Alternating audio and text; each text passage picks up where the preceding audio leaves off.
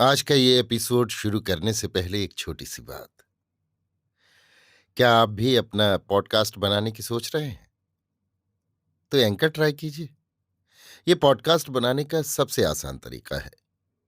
Number एक, ये free है। नंबर दो, इसमें कई सारे ऐसे टूल्स हैं जो आपको अपने फोन और कंप्यूटर पर रिकॉर्ड और एडिट करने की फैसिलिटी देते हैं।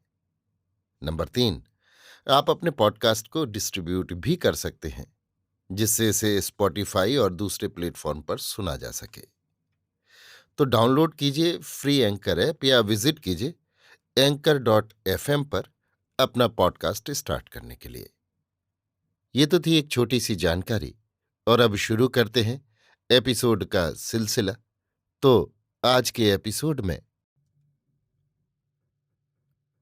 लीजिए सुनिए अयोध्या सिंह उपाध्याय हरिऔध के लिखे उपन्यास अधखिला फूल की 25वीं पंखुड़ी, मेरी यानी समीर गोस्वामी की आवाज में। जब तक हमको पेट भर खाने के लिए नहीं मिलता, हम दो मुट्ठी अन्न के लिए तरसते रहते हैं।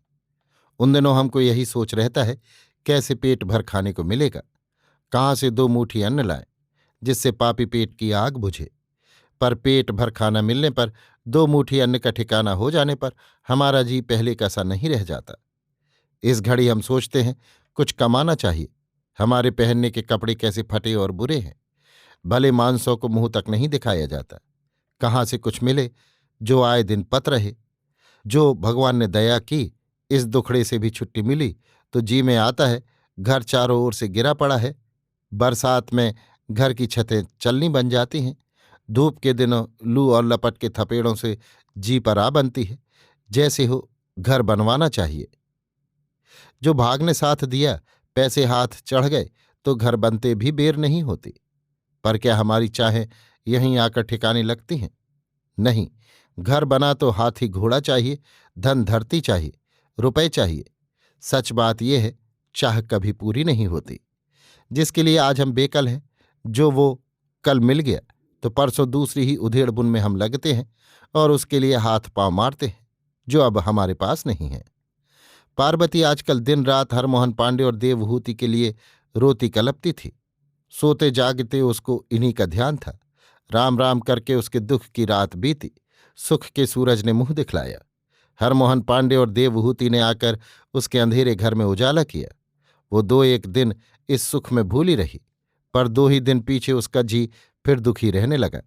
वो देवहूति का रूप जीवन देखती, उसके धन विभव की बात विचारती और सोचती, क्या कोई दिन वो भी होगा जिस दिन देवहूति का उजड़ा हुआ घर बसेगा। फिर सोचती, ये भी बावलापन है। जो साधु हो गया वो घरबारी कैसे होगा। फिर जी में बात आती, तो भगवान ने इसको इतना रूप क्यों दिया, इतना धन विभव क्यों दिया। जो सदा उसको जलना ही है, तो ये रूप और धन विभव किस काम आवेगा।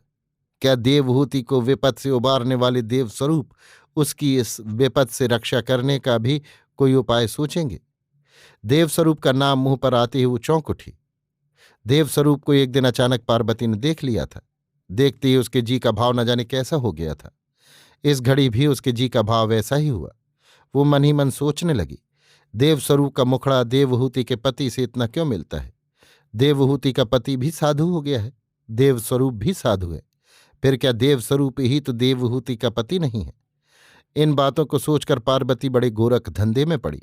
वो जानना चाहती थी देवस्वरूप कौन है, कहाँ का है, क्यों दूसरों की भलाई के लिए दिन रात उतारू रहता है, क्यों उसने देवहूति के साथ इतनी भलाइयां की। पर बहुत कुछ पूछ पाछ करने पर भी वो इन बातों को न जान सकी। इसी बीच एक दिन पार्वती ने सुना, कल देवस्वरूप बंसनगर से चले जावेंगे। उनको कई तीर्थों में जाना है, इसलिए वे उतावली कर रहे हैं। पार्वती ने गांव से चले जाने के पहले एक दिन अपने यहाँ उनका न्योता करना चाहा और ये बात हरमोहन पांडे से कही। उन्होंने पार्वती की बात मानी और न्योता देकर एक दिन देवस्वरूप को अपने यहाँ बुलाया। जब वो खा पी चुके तो घर से मिली हुई एक बैठक में उन दोनों जनों में इस भांति बातचीत होने लगी। हरमोहन, आपने हम लोगों के साथ जितनी भलाइयां की हैं, उनका हम लोग कहाँ तक निहोरा करें। बिना किसी अर्थ के इस भांति दूसरों की भलाई करते आपसे पहले मैंने किसी दूसरे को नहीं देखा। आप अब बंसनगर छोड़कर आजकल में जाना चाहते हैं, इससे हम लोगों का जी मल रहा है, आंखों से आंसू निकल रहे हैं। क्या आप फिर दर्शन देकर हम लोगों को कृतार्थ करेंगे? आप जैसे साधुओं का दर्शन करने ही से हम जैसे घरबारियों का भला होता है। देवस्वरूप, एक के विपत में फंसने पर दूसरे का उसके बचाने के लिए उतारू हो जाना हम सब लोगों का सबसे बड़ा धर्म है। मैंने वही किया है। इसमें आपके नेहोरा मानने की कोई बात नहीं है।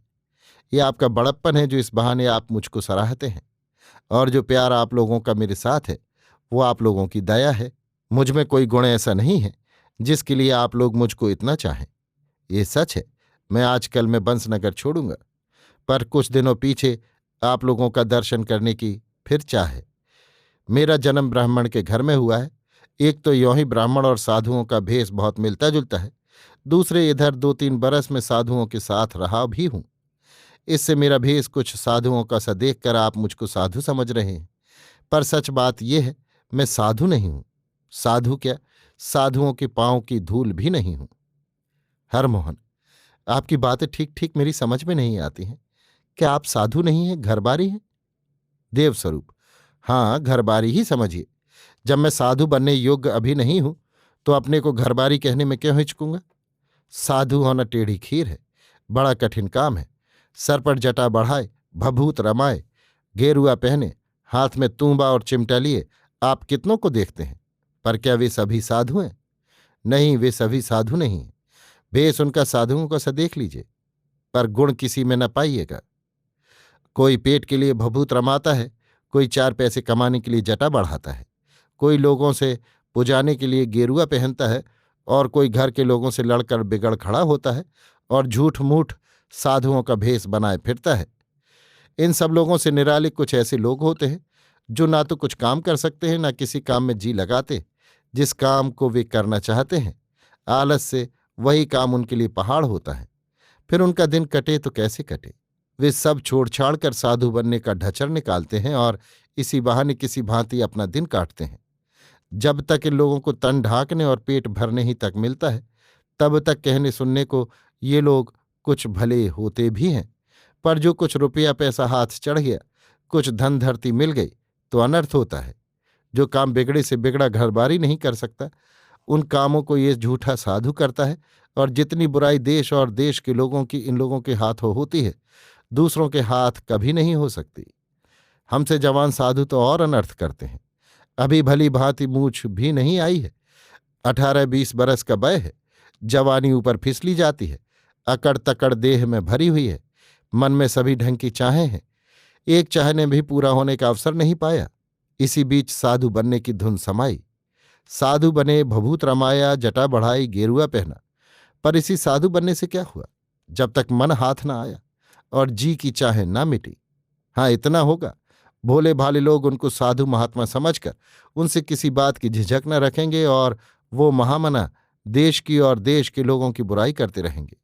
किसी पोथी में इस भांति साधु होना नहीं लिखा है, कहीं ऐसे साधुओं की बड़ाई नहीं की गई है। आजकल साधु होना भेड़ या धसान हो गया है, जिसको देखो वही साधु बना फिरता है, पर इस भांत साधु होने से साधु ना होना ही अच्छा है। मैं ये नहीं कहता सभी साधु ऐसे हैं। जितने साधु देखने में आते हैं सभी बुरे और खोटे हैं, पर ये कहूँगा जो भली भांति पढ़ा लिखा नहीं है, जिसके साधु होने का समय नहीं आया, जो ये नहीं जानता साधु किस लिए हुआ जाता है, जिसने ये नहीं समझा साधु भेष बनाने के पहले साधु का गुण होना चाहिए, उसका साधु बनना जग को धोखे में डालना है। साधु का भेष देखकर हमारा आपका उसका आदर मान न करना एक ऐसी बात है जिससे कभी किसी अच्छे साधु का मान न करने का दोष भी हमको आपको लग सकता है। इसी से हम लोगों में जो साधु के भेष में देखने में आते हैं, उन सबका आदर और मान करने की चाल है, पर यह हमारा और आपका कर्तव्य है। ऐसे झूठे भेष बनाने वालों के लिए ये और लाज की बात है। जितनी बातें मैं ऊपर कह आया हूं उससे आपने समझा होगा मुझ में ऐसे गुण अब तक नहीं है जिससे मैं साधु हो सकूं, और इसीलिए मैंने आपसे कहा है, मैं साधुओं के पांव की धूल भी नहीं हूं। हाँ, साधु होने के लिए जतन कर रहा हूं। आप बड़ों की दया से जो मेरा जतन पूरा हुआ, मेरा मन ठीक हो गया और चाहे मिट गई, तो समय आने पर मैं साधु होने की चाह रखता हूं। इस समय साधु कहकर आप मुझको न लजवावें। हरमोहन, आप बहुत बड़े लोग हैं जो ऐसी बातें कहते हैं। मैं आपकी बातों को काटकर ये न कहूंगा, आपसे बढ़कर कौन साधु हो सकता है। पर ये कहूँगा, हम लोगों का बड़ा भाग्य है जो आप फिर दर्शन देने के लिए इस गांव में आने की चाह रखते हैं। जो कभी आकर आप दर्शन दे जाया करेंगे तो हम लोगों का बहुत कुछ भला होगा।